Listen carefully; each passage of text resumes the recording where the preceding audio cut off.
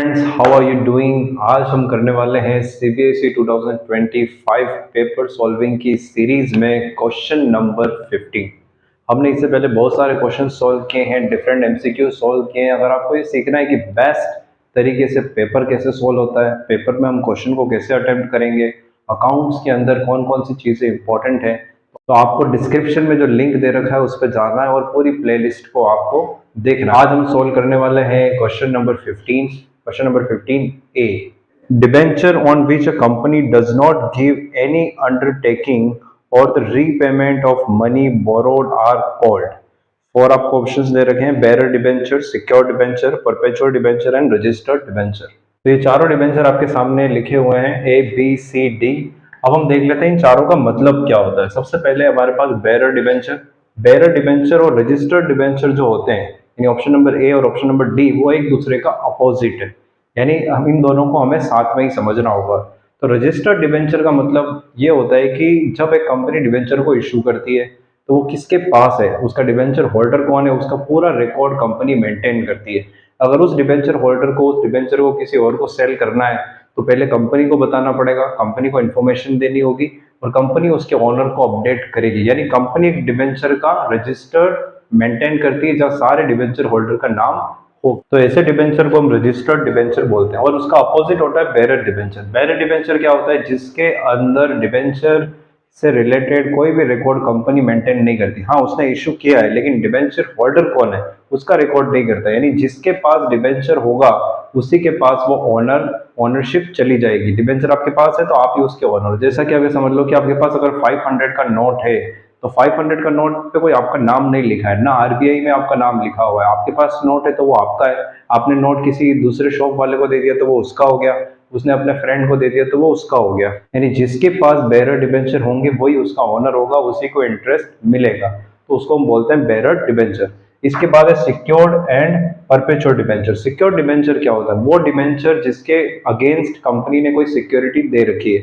जैसे कि आप लोन लेने जाते हो तो लोन जैसे आप लोगे तो गोल्ड लोन होगा, या आपकी प्रॉपर्टी पे आप लोन लोगे, या आपकी सैलरी पे लोन लोगे, तो किस तरह का लोन है तो उसके लिए हम क्या करते हैं? सिक्योरिटी देते हैं। तो उसी तरह से कंपनीज भी सिक्योरिटी देती है कि जो हमने डिबेंचर इशू किए, they are secured by this asset, they are secured by investment, they are secured by land, whatever. तो इसका अपोजिट होता है अनसिक्योर्ड डिबेंचर, जो आपके ऑप्शन में नहीं है। नेक्स्ट है परपेचुअल डिबेंचर, जिसको हम इररिडीमेबल डिबेंचर भी बोलते हैं। इससे पहले हम समझ लेते हैं रिडीमेबल डिबेंचर क्या होता है। तो रिडीमेबल डिबेंचर का मतलब ये होता है कि वो डिबेंचर जिनका एक फिक्स टाइम के बाद रिडेम्पशन हो जाएगा, रीपेमेंट हो जाएगा। यानी उन डिबेंचर में मेंशन है, उनकी डिबेंचर की डॉक्यूमेंट्स में मेंशन है कि उनकी मैच्योरिटी डेट क्या है। जैसे कि लोन की भी एक मैच्योरिटी डेट होती है कि 10 साल तक आपको लोन पे करना है, 10 साल बाद ये आपका मैच्योर हो जाएगा। तो उसी तरह से डिबेंचर का पेमेंट कब होगा, तो उसकी मैच्योरिटी डेट अगर है, मेंशन है, तो उसको हम रिडीमेबल बोलते हैं। और अगर मैच्योरिटी डेट मेंशन नहीं है, अगर किसी डिबेंचर के अंदर ये नहीं बता रखा कि मैच्योरिटी डेट क्या है, उसको हम इररिडीमेबल डिबेंचर बोलते हैं और उसको परपेचुअल डिबेंचर भी बोलते हैं। अब हम वापस देखते हैं कि ये क्वेश्चन क्या बोल रहा है। तो क्वेश्चन ये बोल रहा है कि debenture on which a company does not give any undertaking for the repayment of money borrowed are called. यानी कि कंपनी ने कोई अंडरटेकिंग नहीं दे रखी रीपेमेंट के लिए, यानी उसका रीपेमेंट कब होगा उसके बारे में कंपनी कुछ नहीं बता रही है। तो ऐसे डिबेंचर यानी जिनकी मेच्योरिटी डेट नहीं होती उनको हम बोलते हैं इररिडीमेबल डिबेंचर या फिर परपेचुअल डिबेंचर। तो इसका आंसर होगा option number C.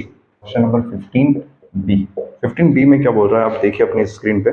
If the amount of debenture issued is more than the amount of net asset taken over by a company, the difference will be treated as। तो जब क्या होता है, कोई company दूसरी कंपनी को take over करती है तो उससे वो असेट्स लाइबिलिटीज लेती है। तो असेट्स लाइबिलिटीज उसके अलावा हो सकता है कुछ पैसा ले। सपोज करो आप, जैसे कंपनी ए, उसने कंपनी बी को टेक ओवर किया है।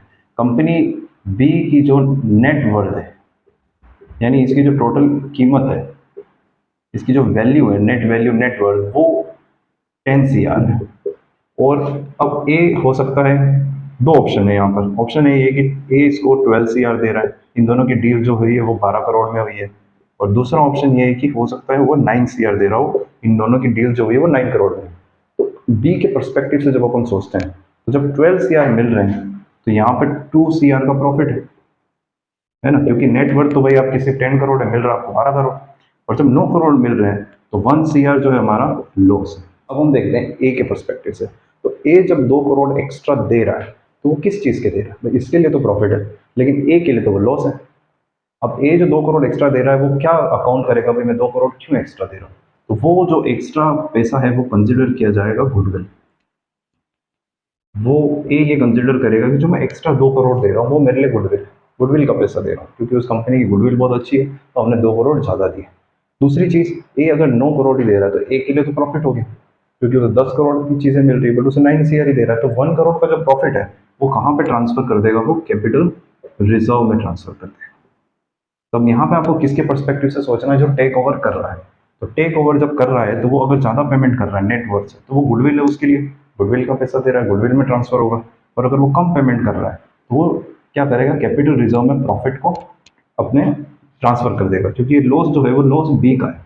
ए के लिए क्या है? प्रॉफिट, प्रॉफिट फॉर ए, ये ट्रांसफर हो जाएगा कैपिटल रिजर्व में।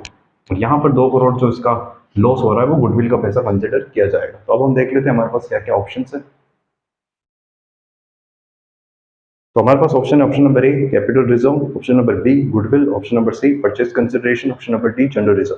तो ऑप्शन नंबर सी का मतलब ये है कि परचेज कंसिडरेशन जो पैसा ए दे रहा है, जैसे 12 करोड़ या 9 करोड़, तो वो हो गया परचेज कंसिडरेशन। तो ये तो कोई कहीं ट्रांसफर करने की कोई बात नहीं है, तो ये ऑप्शन नहीं होगा C. Option number D general reserve का कोई ऑप्शन नहीं है, सिर्फ हमारे पास गुडविल है या फिर कैपिटल रिजर्व।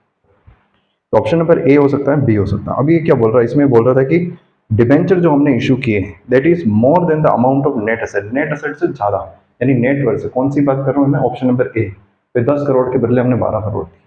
तो नेट वर्थ से ज्यादा पैसा आप जब दे रहे हो तो वो जो डिफरेंस है वो ए के लिए गुडविल बनेगा। तो ए क्या बोलेगा कि हमने 2 करोड़ एक्स्ट्रा क्यों दिए?